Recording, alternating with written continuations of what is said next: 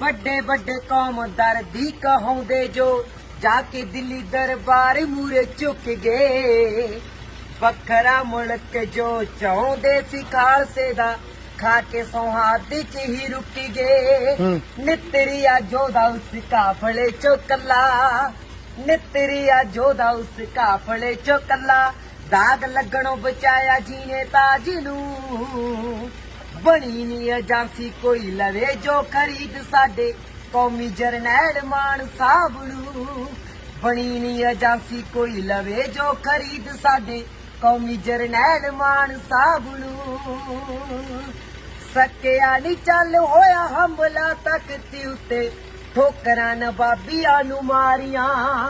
ਸੈਂਕੜੇ ਸ਼ਹੀਦ ਬੇਦੋਸ਼ ਕੀਤੇ ਜ਼ਾਲਮਾਂ ਨੇ, ਤੋੜੀਆਂ ਸੀ ਹਿੰਦ ਨਾਲ ਯਾਰੀਆਂ। ਬਣਿਆ ਸੀ ਫੈਨ ਕੱਲੇ ਪਿੰਡਰਾਂ ਵਾਲੇ ਦਾ, ਬਣਿਆ ਸੀ ਫੈਨ ਕੱਲੇ ਪਿੰਡਰਾਂ ਵਾਲੇ ਦਾ। ਪੂਰਾ ਕਰਨਾ ਗਾ ਕਹਿੰਦਾ ਉਹਦੇ ਹਰ ਇੱਕ ਖ਼ਾਬ ਨੂੰ। ਬਣੀ ਨੀ ਏਜੰਸੀ ਕੋਈ ਲਵੇ ਜੋ ਖਰੀਦ ਸਾਡੇ ਕੌਮੀ ਜਰਨੈਲ ਮਾਨ ਸਾਹਿਬ ਨੂੰ।